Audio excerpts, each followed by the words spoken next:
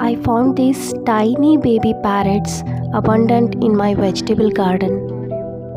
It had been attacked by crows and had badly injured. Every morning and evening, I searched for their parents, hoping they would return. But they never came back. So I decided to rescue them, feed them, and care for them by myself.